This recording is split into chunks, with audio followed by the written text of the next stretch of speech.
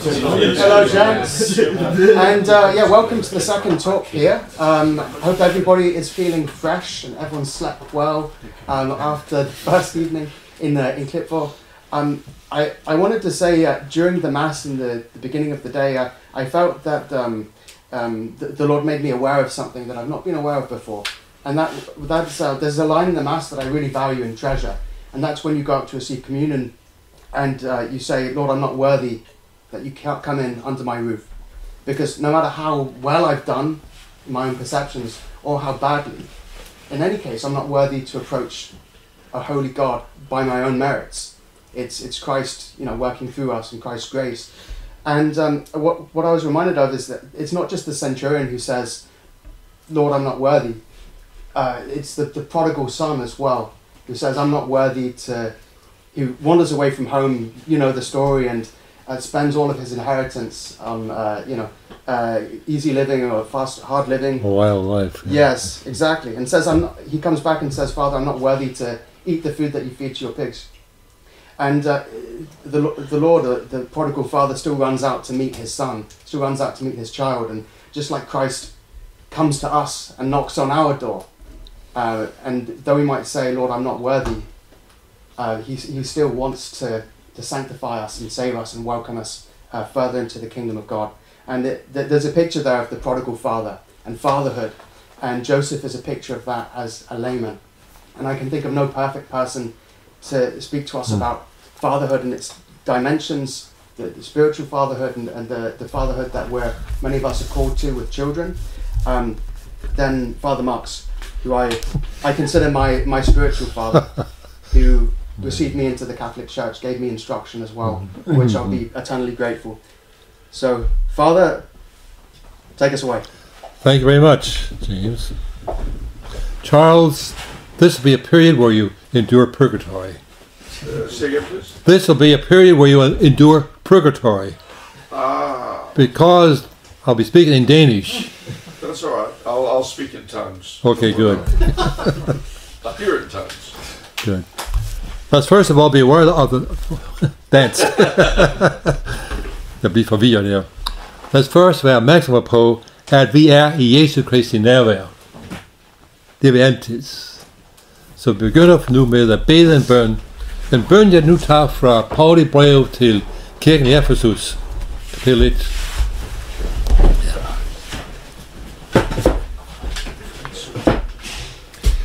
I Faderens og Søndens og Helligåndens navn. Amen. Gud, vor far, for Herre Jesu Kristi Gud og herlighedens far, giv os visdoms- og åbenbaringsånd i vores erkendelse af dig. Oplys vort hjertes øjne, så vi forstår, hvilket håb du har kaldet os til, og hvor I på herlighed den er blandt os, som du helliggør. Og hvad der står det magt af jer som tror. Det er jo den samme vældige styrkes indgriben, hvormed du virkede i Kristus, da du har bragt ham fra de døde, og satte ham ved den højre hånd i den himmelske verden. Om dette beder vi dig ved Jesus Kristus, vor Herre. Amen.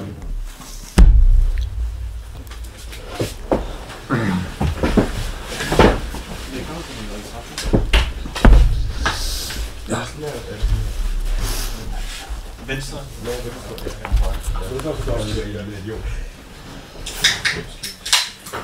Så temaet for denne weekend er den kæmpende kirker. Og kirken skal forstås rigtigt. Kirken med stort K er i virkeligheden en organisme, et levende legeme, nemlig Jesus Kristus selv.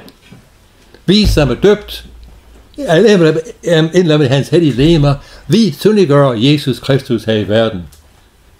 Det er kirken. Og kirken også oversættes at forstås som Guds hellige familie. Og det består af 3 forskellige dele. Vi er på jorden som kæmper. Husk, vi er engageret i en forfærdelig åndelig krig, som begyndte i Paradishavet. Adam og Eva sagt nej til Gud. Hyttede Satan. Og så har vi de lidende del af kirken i skærsilden, og så til sidst den triumferende, den sejrige kirker i himlen. Der hvor vi har vores store brødre og søstre, helgener, det er der for os. Alle sammen en familie, Guds familie. Det skal være fuldstændig klar over. Kirken er Guds hellige familie. Men vi tilhører den kæmpende kirker her på jorden.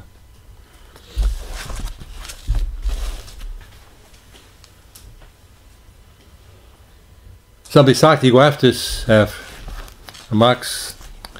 Martin, han sagde nemlig, at vores kultur, vores samfund i dag, i den vestlige verden, det er meget slemt i USA, især hvor jeg kommer fra, men også her i Europa, mange steder. Nemlig, at det er alt for mange drenge, som vokser op uden far. Utrolig mange egentlig, kan sige, en forældre vælger, som bliver kun moren, der plejer børnene. Og drenger skal have en far, for at kunne virkelig blive afbalanceret. Og mænd i vores samfund er blevet mere feminiseret, maskulært. Og kvinder, takket være den feministiske ideologi, forsøger nemlig at være som mænd. Hver slags mænd. Så vi har en mægtig ubalancer i vores samfund. Vi trænger til at se på en rigtig maskulin mand, for at kunne forstå os selv som mænd, og være også ægte mænd på enhver måde. Til glæde og gavn for kvinder og for børn, men allermest for os selv, fordi vi er kaldet til en opgave, at komme hjem hos Guds færdige himlen. Det er hele livets mål, at nå frem til himlen hos faderen i himlen. Så jeg taler om Josef. Jeg har skrevet for nogle år tilbage en artikel om Josef på et færøsk tidsskrift, udkommer en gang om året omkring jul. Jeg blev bedt om det, fordi ham, som stod for det, har jeg sagt hele kirken fuld af fællesskab, så han vil gerne have, at jeg skriver noget i det blad, som ellers er meget luthersk. Så det har jeg gjort. Så jeg vil læse fra mit artikel, nemlig, jeg ikke undskylde, hvis jeg er lidt kedelig nogle gange, men jeg prøver at læse det op så levende som muligt. Ja. Josef, den ægte, maskulin far i Jesu Kristi liv. En hver dreng spejler sig i sin far. Derfor er det af enorm betydning, at faren i ens er en ægte maskulin mand. Hvis drengen skal kunne vokse op i balance med sig selv og lære sin egen ægte maskulinitet at kende. Det samme galt Jesus Kristus, Guds enbårne søn, der blev undfanget ved Helligånden og født i Jomfru Maria. Han blev et sandt menneske. Den hellige Josef er netop den mand, Gud havde særligt udvalgt til at være den ægte maskulin mand og far for Jesus her på jorden. Det er overskriften. Nu har jeg delt op på forskellige underskrifter, nemlig. Først, udvalgt af Guds fader. Af alle menneskehedens mænd har Gud specielt udvalgt Josef for al evighed til at være den mand, der sammen med Maria skulle opdrage Jesus, hans enbårne søn.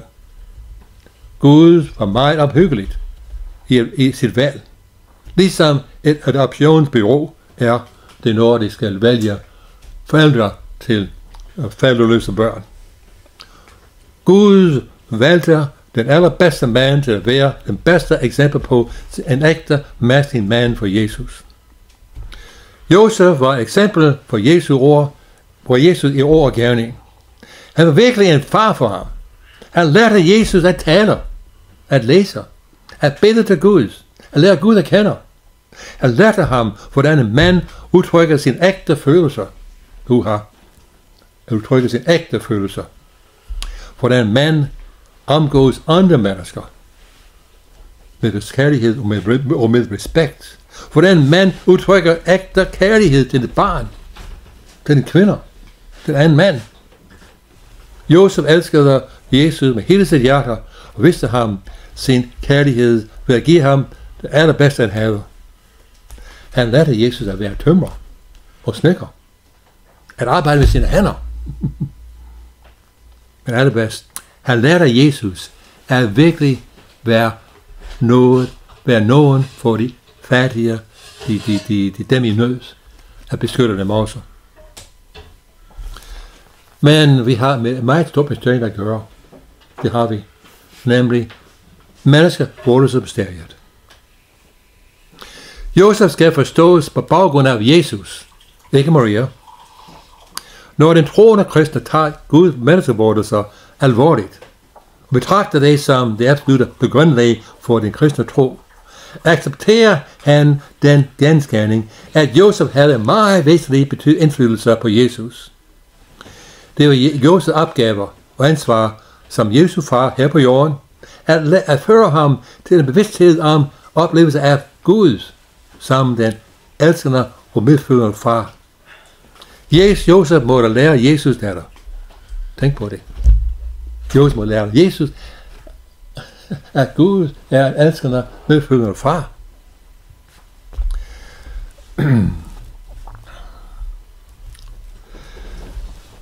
Når Jesus kunne sige om Gud og til Gud, Abba, det vil sige, min kære far, gjorde han det ud fra en konkret oplevelse af en elskende og medfølende far, som han havde i Josef. Josef var far her på jorden, og han lærte Gud at kende gennem ham og Maria. Når det er sagt, må det ikke forstås, at Jesus ikke var Gud, mens han var mennesker på jorden. Han var altid Gud, ikke med faderløn og helligånden. Når præsten Paulus skriver i sit brev til kirken i Filippi, at Guds søn, som havde Guds skikkelser, regnede det ikke for at rage at være Gud lig, men gav også kald på det, tog en tjenesteskikkelse på og blev menneskelig, udtrykker han et meget, meget dybt mysterium, nemlig at Gud er sandt mennesker og samtidig sandt, og Gud, at Jesus er sandt Gud og samtidig sandt mennesker i alt, undtagen synd, fordi synd hører ikke med til at mennesker på ingen måde. Synd gør mennesker til umennesker. Det er der ikke mennesker, fuldstændig. Det er synd. Derfor, i alt, Jesus er fuldstændig mennesker i alt. Det skal stå fast i denne betragtning over Josef. Faktisk, når vi betragter Josef, understreger vi, at Guds enbårne søn er et fuldkomment og helt støbt menneske. Et ægte maskulin mand. Født af en kvinde. Født i en bestemt kultur. Født i en bestemt historisk sammenhæng. Talte et bestemt sprog. Og tilhørte et bestemt folk med et bestemt historie. Han var et menneske på enhver måde. Enhver måde. Undtagen selvfølgelig søn. Josef var en retfærdig og lydhør mand. I Matthæus evangeliet er Josef fremstillet som en retfærdig mand. Det vil sige, en mand, der var tro mod Torahen, det vil sige Moseloven, og levede efter den. I Torahen stod der, at når en trolovet eller gift kvinde var skyldig i ægteskabets brud, skulle hun stenes ihjel og lige udstilles til efter offentlig skue i 3 dage som afskrækkende varsel. Denne ekstreme sanktion skyldtes den store uretfærdighed begået mod manden. Vi skal huske, at samfundet var meget patriarkalsk dengang. Meget patriarkalsk. Men det var også en anden grund, og på en vis måde en mere alvorlig grund, nemlig at beskytte slagtingens blodrenhed. Man ville ikke risikere, at jødiske blod blev blandet med ikke-jødisk blod, da kun jøderne var Guds udvalgte folk. Da Josef nu så, at hans forlovede og den pige, han altid virkede med sit hjerte, var gravid, før de kom sammen, kom han i en ubeskrivelig konflikt. Hans retfærdighed var også en anden slags, end blot at rette sig efter Moseloven. Det var Guds riges retfærdighed. Det vil sige, han havde det rette forhold til Gud, til sig selv, til næsten og skaberværket. Josef tilhørte Javes Elohim, det vil sige Guds fattige og magtesløse, der havde en absolut tillid til Guds. Josef fornemte, at der var noget helt andet ved Maria, som var meget mere end blot menneskeligt. Det var noget afgørende helligt. Noget afgørende enestående mellem Maria og Gud. Og han ønskede ikke at forstyrre dette forhold ved at gøre krav på sin ejlighed. Derfor tænkte han på en anden måde og en anden løsning, end der byggede på en anden standard end Moseloven. Det vil sige, at han var villig til at overtræde loven ved at redde Maria, for at redde Maria. Så greb Gud ind og gav Josef en direkte åbenbaring, at han skal tage Maria som sin ægte hustru. Og Josef, hvis hjerte var lydhørt over for Gud, lyttede og handlede uden tøven i fuld tillid til Gud. Lydhørighed var en vigtig egenskab for en ægte mand. I sin lydhørighed over for Gud. Så Josef og Maria, nødvendige for Jesus psykiske balance. Det er en anden betragtning af Josefs historie, som gør ham relevant i vores dage. Jesus som sand menneske havde hav for en moden maskulin skikkelse, såvel som en moden feminin skikkelse i sin opvækst, for at kunne udvikle sig til en velafbalanceret mand. Maria havde behov for en moden mand i sit liv og i sit ægteskab, for at kunne udvikle sig til en velafbalanceret mor for Jesus. Og Josef havde behov for en moden kvinde i sit liv ægteskab, for at kunne udvikle sig til en velafbalanceret far for Jesus. Den modne maskulin beskytter og bekræfter i sin kærlighed, mens den afbalancerede mens den modne feminin nærer og er modtagelig i sin kærlighed. Jesus måtte omgives af begge dele.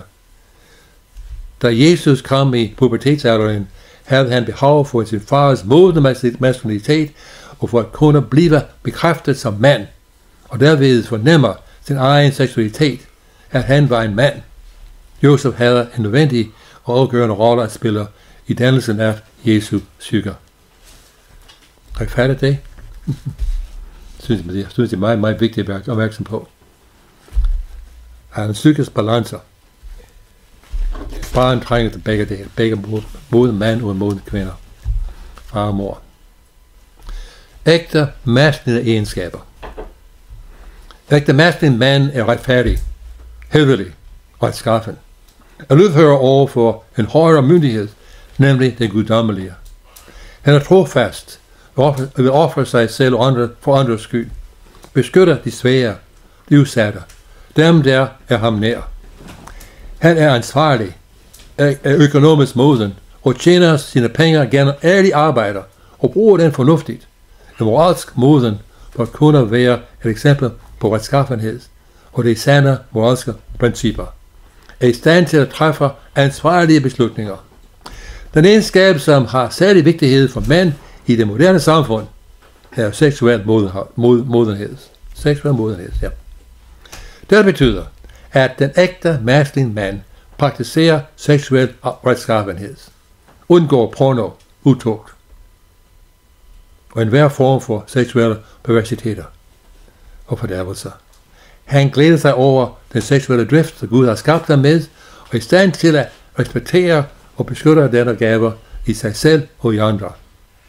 Han er kysk, det vil sige, han besidder den viljestyrke og den kraft til at kunne styre sin seksuelle drift efter Guds vilje.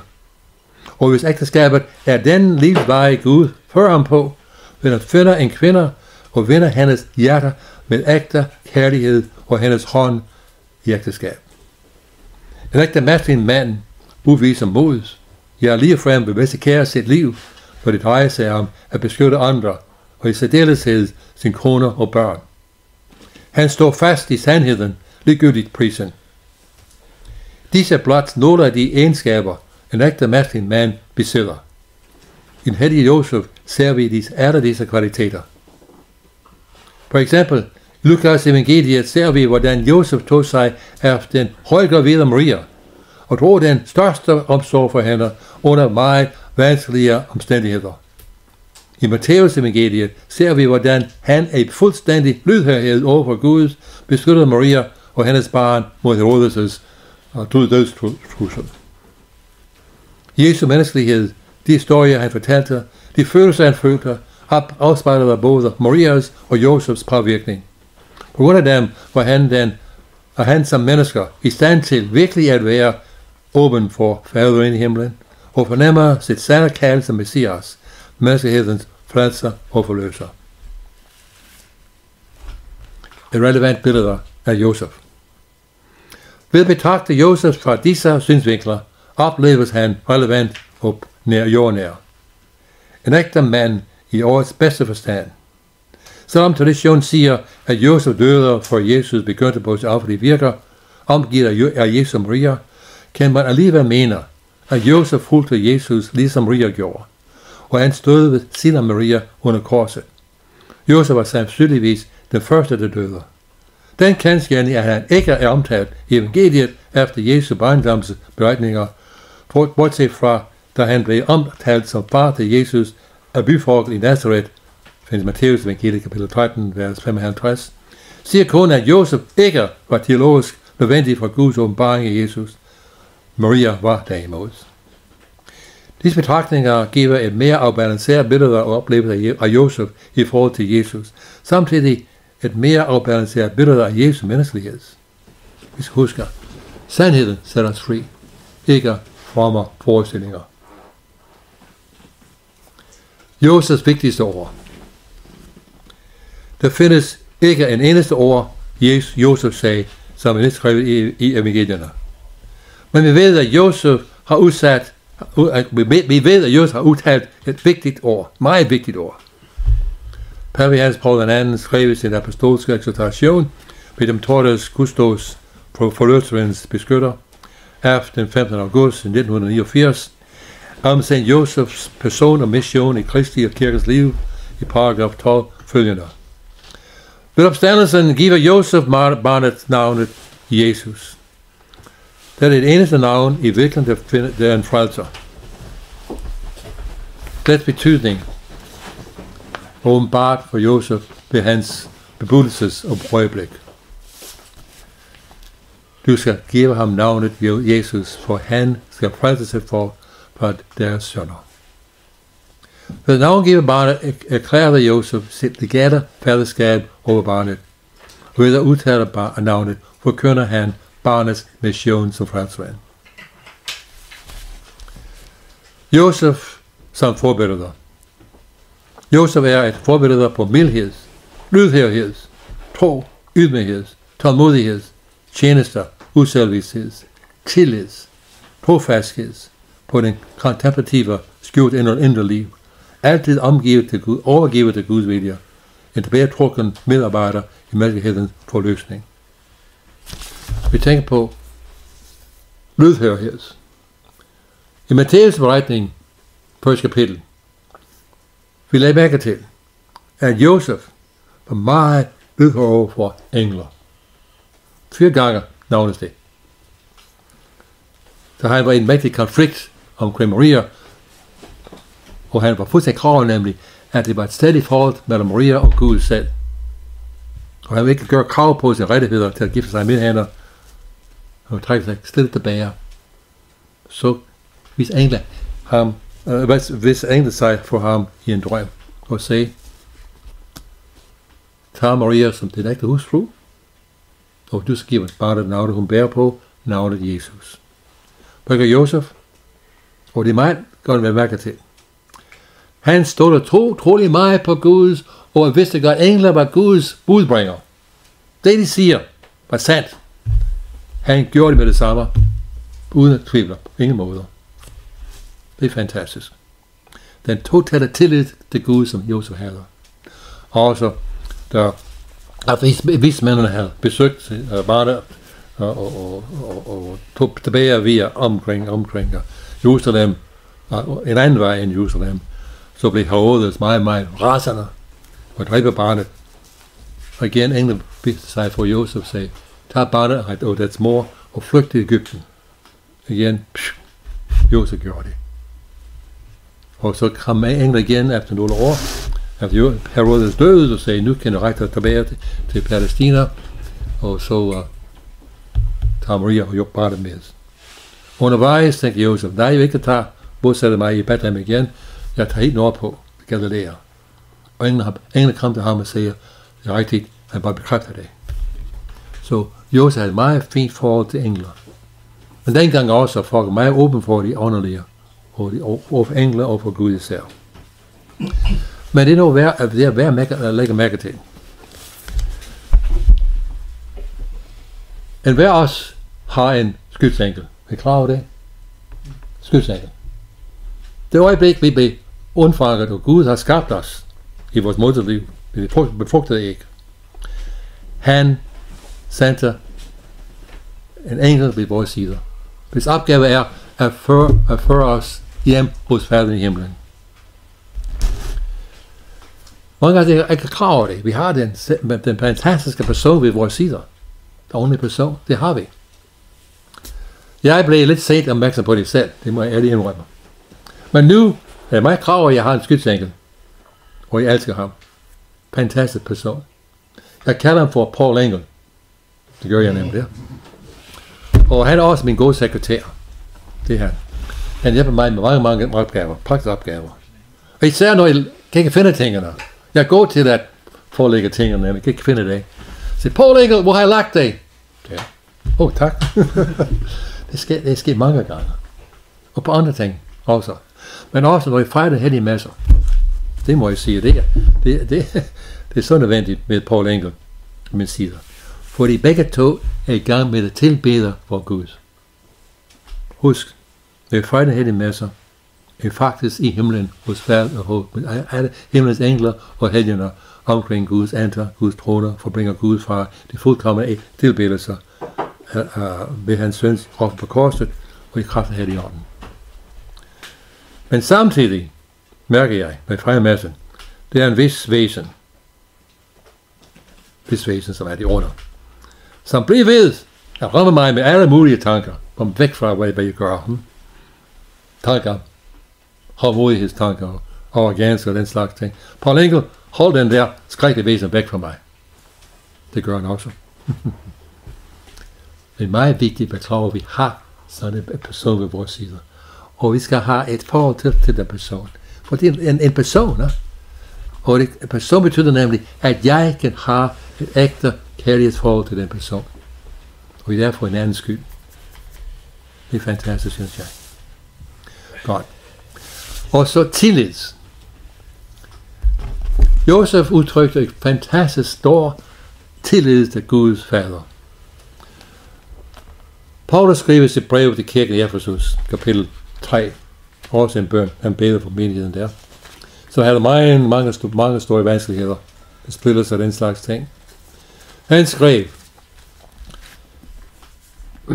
i kapitel 3, vers 14 og 15, på denne sags skyld, bor jeg mine knæ for faderen, og siger han, efter hvem hvert faderhold i himmel på jord har sit navn. Efter hvem hvert faderhold har sit navn. En ægte far i en familie ser på Gud fader, som åbenbart Jesus Kristus, på virkelig sag, hvordan jeg skal være som far. Den tillid, som Josef udviser, nemlig, er den tillid, som Gud skænker os. Den tillid, som Jesus viser, meget klart og tydeligt. Tillid til Gud fader. Først himmelske plads hos Gud fader er Josef beskytter for de ufødte børn, på barndom, ægtefæller, familier, fædre, indvandrere, arbejdere, arbejdet, tømrere, ejendomsmældere, flytninger. Han beskytter mod tvivl og ubeslutsomhed. Han påkaldes for en særlig død, meget væsentligt. Som Maria, vi beder til Josef at bære med os, når vi går igennem dødens port. En særlig død, så vi er fyldt med Guds kærlighed, Guds hellighed, så vi går lige ind i himlen og evigt hjem. Han også beskytter for flere lande, blandt andet Canada, Korea, man går fra både Nord- og Sydkorea, Vietnam og flere andre lande. I det apostoliske trosbekendelser står der, at vi tror på det hellige samfund, Guds store familie. Et andet udtryk for er Guds familie, selvfølgelig. Helgener i himlen er virkelig vores store brødre og søstre, som er der for os. Derfor kan vi gå til Sankt Josef og bede ham om hjælp til at leve et retskaffent liv, og at dø en særlig død, og at nå den evige glæde hos Gud i himlen. Og vi som er mænd, at vi beder ham om hjælp til at være ægte maskulin mand.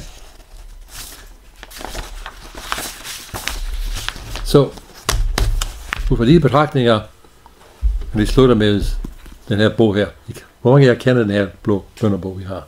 Vidste du dermed? Der findes litani til den hellige Josef, plus nogle udmærkede bønder til sidst. Det er bedre disse 3 bønder, der står her. Efter litanien. Lad bare bisætte.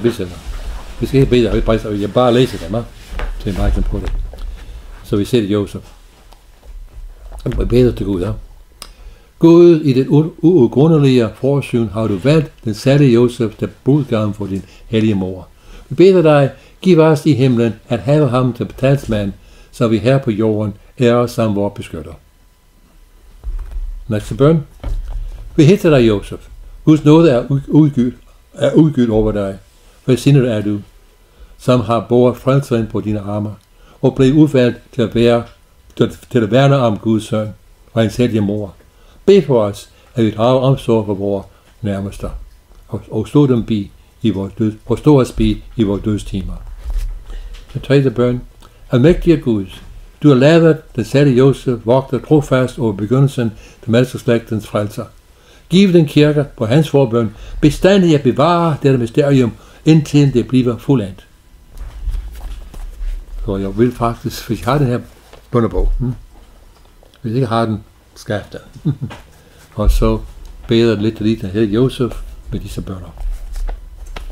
Udmærket. Det gør jeg hver dag. Det er fordi også min mellemnavn hedder Josef, efter min morfar. Og jeg vil også lige slutte her med måske lidt noget i forbindelse med den her Josef som ægte mand. Nemlig, jeg siger noget, der tænkt om som kommentar til Paul i brevet til kirken Efesus, kapitel 5. Paulus siger til kirkens medlemmer der i Efesus, underordne jer under hinanden i opfrygt for Kristus. Ærefrygt betyder nemlig respekt og beundring. Og man kan se hinanden. Jesus Kristus kan se i hinanden Guds billeder, den nyskabte billeder i Jesus Kristus. Og så fortsætter han.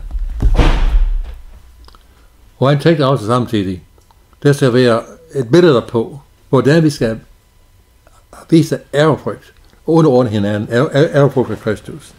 Så han ser på ægtefællerne. De er præcis den gruppe i menighedssammenhæng, som er klart billede på, hvad det vil sige, at vi ikke underordner sig hinanden på en rigtig måde med ærefrygt. Så siger han, I hustruer skal underordne jer under jeres mand, som under Herren. De en mand er sin hustrus hoved, ligesom Kristus er kirkens hoved, han som er til legemets frelser. Jeg har læst, som kirken underordner sig under Kristus, skal også hustruerne underordne sig under deres mand i alt. I vore dage, det er forfærdelige år. Især for kvinder, som fuldstændig fanget af feminisme. Hvad siger Paulus her? For først er det afsnit på 12 vers. De 3 vers er til kvinder, som I har hørt. 9 vers til mænd. De 9 vers understreger Paulus, opfordrer Paulus 6 gange, mænd elsker jeres hustruer. Okay. Hustruer underordner jer under jeres mand, sammen under Herren. Sammen under Herren, meget vigtigt. Vi ser på Guds Herren, for Gud selv. Gud er kærlighed, som Johannes fortæller os i sit første brev. Det vil sige, at Gud er 3 personer. den der elsker, den som er elsket, og selve kærligheden mellem dem. Og så siger Johannes ind videre, vi elsker, fordi han elsker os først. Og her er noget, vi skal være meget opmærksom på. Gud er nok i sig selv. Fuldstændig nok i sig selv. Han ikke har noget som helst. Men at Gud er kærlighed, det ene Guds, han er gerne at give sig selv totalt til den anden, for den andens skyld. Men hvad er jo ikke nogen anden? Så han tænkte, jeg vil skabe et væsen, som kan modtage min kærlighed, som jeg kan elske med hele mit hjerte, og som kan give respons til den kærlighed, men modtage min kærlighed. Så skabte han os mennesker. Viste billeder med free videos, så vi kan sige ja til ham.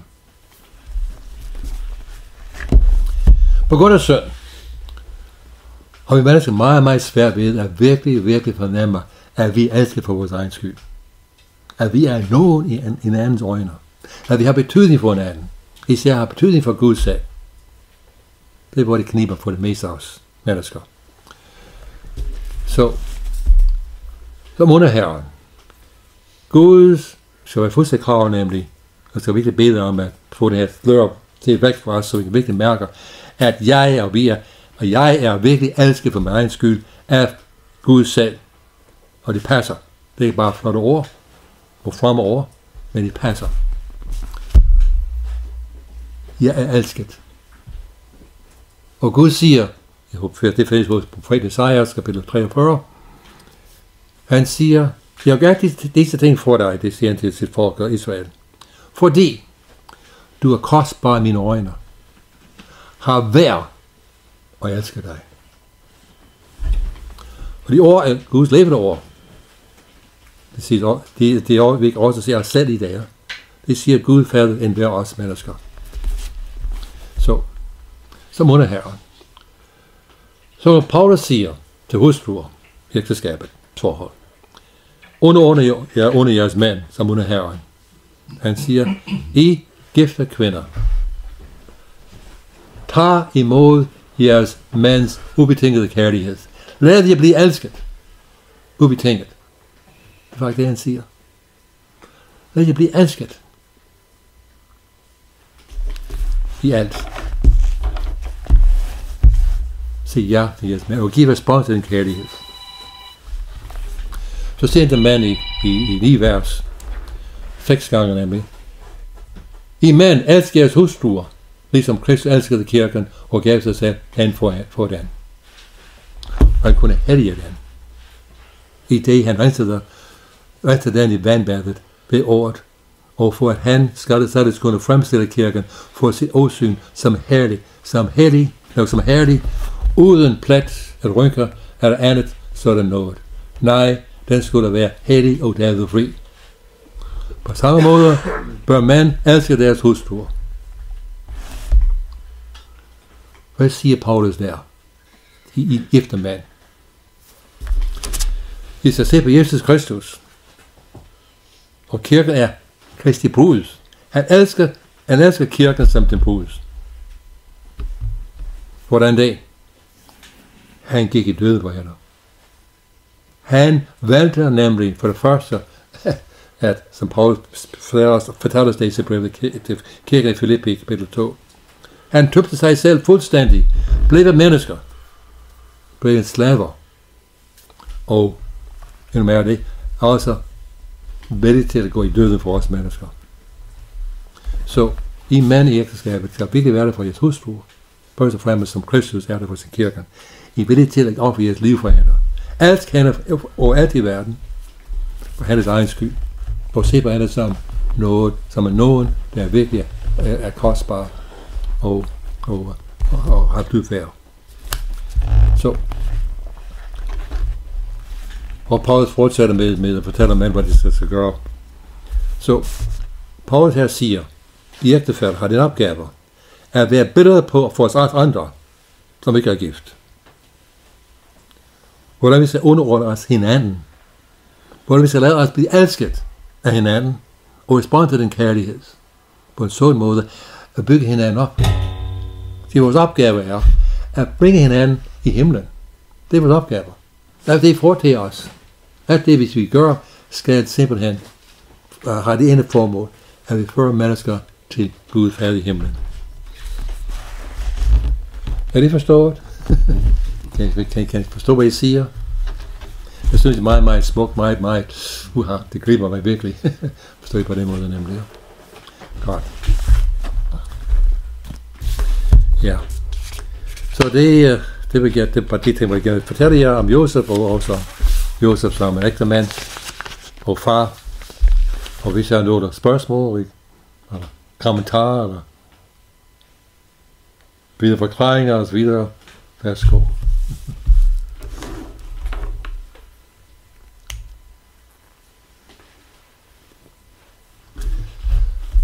Jeg forstår det hele så godt. Det er fint.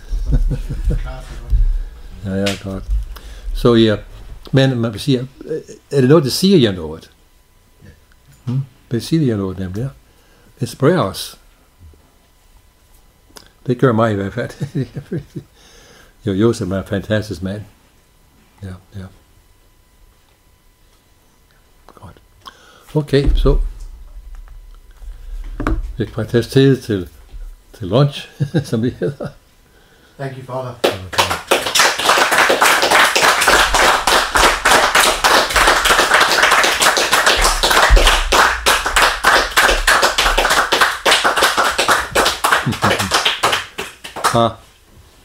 En ting jeg glemte at sige. I ser, en mand som er gift, har en kone og så børn. Det hørte jeg forleden dag, længere tid siden, en siger nemlig. En gift mands opgave er at gøre sin kone smuk. Fremkalde hendes skønhed frem.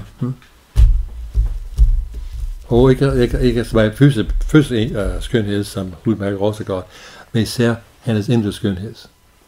Virkelig, vi kan være med til at gøre hende til en ægte feminin kvinde, som virkelig tiltrækker med hendes indre skønhed, hendes indre guddommelige liv. Okay, det er sidste bemærkning.